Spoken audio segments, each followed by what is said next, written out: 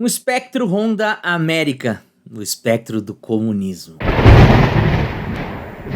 Olá, eu sou o professor Marcos Sorrilha, seja muito bem-vindo, seja muito bem-vinda ao meu canal. Hoje eu vou falar sobre o que há de verdade nessa história de que os professores de história estadunidenses são os maiores responsáveis por destruir os verdadeiros valores americanos. Então já se inscreva no canal caso não seja inscrito, caso não seja inscrita, deixe um like no vídeo e compartilhe com um amigo ou com uma amiga, porque o papo de hoje está repetaculê. Vamos nessa? Existe uma interpretação feita por parte da direita dos Estados Unidos de que as novas gerações de americanos são menos patriotas, que acreditam menos em Deus e que não entendem que a terra do tio Sam é o melhor país para se viver comparado com todos os outros que existem no mundo. E a culpa disso, segundo eles, além da imprensa, é claro, são dos professores de história, que ensinam de maneira deturpada o que foi a história, a verdadeira história dos Estados Unidos. Recentemente, uma ala do Partido Republicano, capitaneada pelo próprio ex-presidente, o Donald Trump, lançou sua mira contra o famigerado 1619 Project, organizado pelo New York Times em 2020, e que eu já comentei sobre ele aqui no canal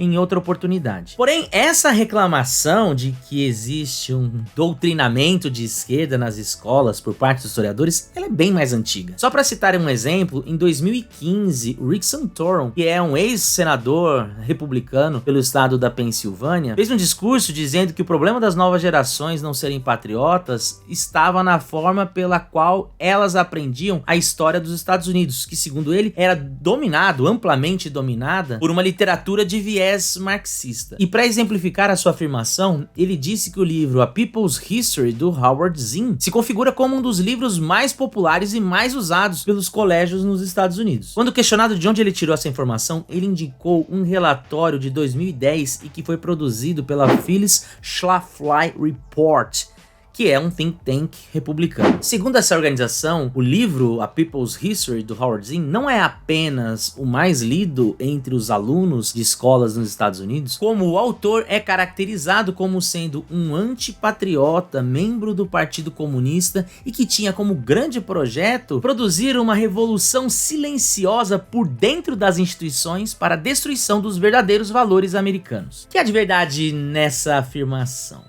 Bom, de fato, o Howard Zinn era um historiador assumidamente marxista. De fato, a sua obra tem como característica uma dura crítica a aspectos da história dos Estados Unidos que ele entendia como sendo imperialistas, racistas e elitista. Também é verdade que o livro é bastante popular nos Estados Unidos. Desde 1980, que é a data do seu lançamento, ele já vendeu mais de 2 milhões de cópias. Porém, ele não é o livro mais adotado nas escolas dos Estados Unidos e o motivo é bem simples. Ele é um livro comercial e não um livro didático. E mais do que isso, ainda que o livro desperte uma admiração por parte dos professores de história nos Estados Unidos, ele é um livro que é controverso dentro do próprio campo progressista nos Estados Unidos. Os historiadores de esquerda não gostam muito do livro. Para vocês terem uma ideia, a própria Federação Nacional dos Professores e alguns historiadores acadêmicos progressistas nos Estados Unidos acusam o livro de ser panfletário e construir uma visão maniqueísta da história. Isso mesmo, historiadores que se identificam como progressistas que votam no Partido Democrata. E o Sindicato Nacional dos Professores entendem que a obra do Howard Zinn é ruim. Por exemplo, em 2013, David Greenberg escreveu na revista The New Republic, um periódico assumidamente progressista, que a obra People's History é muito ruim e que tem poucas contribuições acadêmicas sobre o assunto. Segundo ele, abro aspas, o autor renuncia aos ideais de objetividade e responsabilidade empírica e dá espaço para a ideia de que um historiador só precisa colocar suas cartas ideológicas na mesa e contar qualquer história que ele escolher. Fecho aspas. Ou seja, esse livro em questão não é uma unanimidade nem mesmo entre os historiadores progressistas. E tampouco o sindicato indica o seu uso em sala de aula. E o mais estranho é que esse tipo de afirmação de que a obra do Howard Zinn é a mais utilizada nas escolas dos Estados Unidos demonstra, no mínimo, um desconhecimento de como funciona esse mercado editorial lá nos Estados Unidos. Lá, 90% do mercado de apostilas escolares é dominado por 3 grandes editoras. E ao contrário do que possa parecer, nem mesmo elas possuem autonomia sobre o que vão escrever ao produzir um livro de história. E aqui é legal eu explicar como funciona a produção dos livros didáticos lá nos Estados Unidos para que eles sejam vendidos e usados, veiculados junto às escolas. Vamos lá. Existe uma lista de temas sobre a história dos Estados Unidos e que são cobrados pelos principais exames nacionais, tanto no ensino médio quanto nas universidades. Temas como a construção da nação, a independência, a guerra civil, a expansão pro oeste, o New Deal, o Civil Rights, a era do consenso, enfim, estão todos lá. Se vocês quiserem, depois eu faço um vídeo explicando quais são os temas e quais são as cargas horárias que são dedicadas para cada um deles nos livros. Deixa no comentário que eu volto aqui para contar isso para vocês. E então, norteados por esses temas, que historiadores acadêmicos são contratados para escreverem um texto que vai servir como base para a confecção das apostilas. E esse texto, após escrito, ele é encaminhado para os estados e grandes distritos nos Estados Unidos, onde serão avaliados por conselhos de educação, que são formados por políticos, professores, pais e, no caso do Texas, até mesmo por pastores. De posse desses textos base, os conselhos de educação vão fazer uma leitura e indicar alterações que devem ser feitas pelas editoras, caso elas queiram que seus livros sejam aprovados naquela unidade da federação. Somente após fazerem as alterações é que as editoras vão ganhar um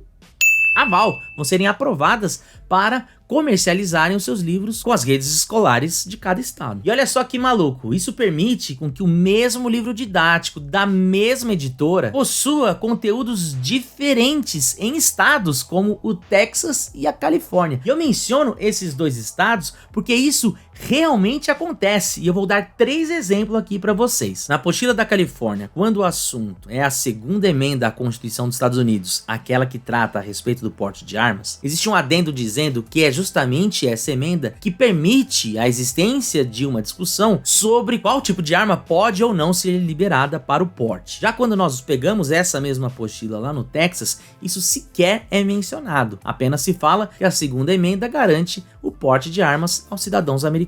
Sobre a resistência sulista aos civil rights, na apostila da Califórnia, isso é apresentado como sendo uma prova da existência do racismo no sul do país. No entanto, na sua versão texana, esse é um assunto que é tratado como um tema fiscal, uma vez que as mudanças requeridas pelos civil rights levariam à necessidade do aumento de impostos. E por fim, no assunto sobre imigração, enquanto na Califórnia isso possui um destaque positivo, como sendo a imigração a base para uma sociedade dinâmica e para o crescimento econômico, no Texas a abordagem dessa temática se fixa na questão das fronteiras e da segurança nacional. Isso serve para outros assuntos que eu não vou tratar aqui, como por exemplo a literatura afro-americana, questões de gênero, a própria época pós-guerra civil, entre outros. Vejam só, são os mesmos temas nas apostilas das mesmas editoras, mas que são abordados de formas diferentes, pois seguem justamente a vontade do Conselho de Educação de cada estado. E onde o estado é mais progressista, a apostila tem um viés de abordagem mais progressista, e onde o estado é conservador, a apostila tem um viés de abordagem também mais conservador. Ou seja, a apostila não é escrita apenas por historiadores que querem difundir a sua visão de mundo para gerações mais jovens, como se pensa. Tampouco ela é feita para satisfazer as vontades ou seguir os conselhos dos professores que trabalham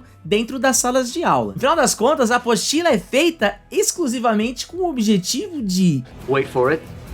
vender. E por isso ela muda de acordo com o perfil do cliente. E nem estou dizendo que isso é errado, porque ao meu ver, e até onde eu li, as apostilas não apenas são bem feitas, como não existe nenhuma mentira sendo contadas em seu conteúdo. Apenas muda a abordagem e a ênfase que é dada em um assunto ou outro, como eu já comentei. Mas vejam só, essa história é tão controversa que existe, inclusive por parte da esquerda, uma crítica aos materiais didáticos usados em sala de aula e que dizem que eles são, na realidade, de direita. Ou seja, que o conteúdo de história ensinado em salas de aula, na verdade, replicam um tipo de história fundamentada numa concepção nacionalista e branca da história. É justamente isso que diz James Loewen em seu livro As Mentiras que o Meu Professor de História Me Contou. Todos os erros do seu livro didático de História dos Estados Unidos, publicado em 1995. É uma espécie de guia politicamente incorreto versão USA. E olha só que irônico, essa versão do guia politicamente incorreto norte-americana acusava os professores de ensinarem uma história de direita, que é o oposto do que o livro do Narlock faz aqui no Brasil. Agora, tanto o discurso de Santorum, em 2015, quanto o livro de Loewen, de 95, demonstram uma questão ainda mais antiga. Afinal de contas, essa ideia de que os professores ensinam a história de maneira errada dentro das salas de aula remontam ainda ao final do século XIX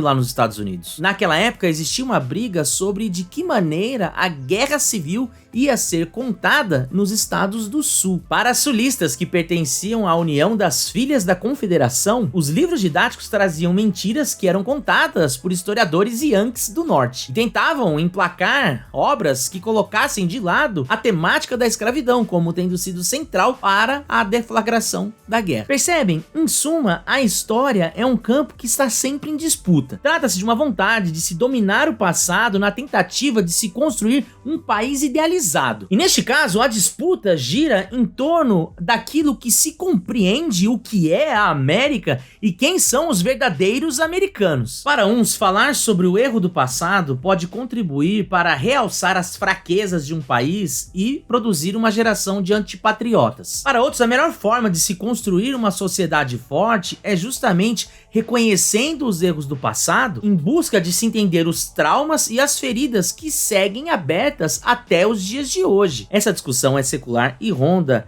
justamente aquilo que nós compreendemos sobre qual deve ser o papel da história e da historiografia e sua relação com a construção dos Estados-nação, e isso vem desde os primórdios do século XIX. A única certeza nesse caso, então, que eu posso falar para vocês é que não. Howard Zinn e o seu livro A People's History não é a obra mais utilizada nas salas de aula dos Estados Unidos. Aliás, eu sou um daqueles que acredita que o livro didático possui um papel muito menor na construção de uma memória histórica de um país ou de uma geração do que advogam os seus defensores ou o que acreditam os seus detratores. Ao contrário do que muitos dos meus colegas entendem, eu sou um daqueles que acredita que a história não pertence aos manuais nem aos historiadores. Mas eu posso falar sobre isso em uma próxima oportunidade, não é mesmo? Mas diga pra mim o que você achou desse vídeo, escreva nos comentários. Nos vemos na semana que vem. Tchau, tchau!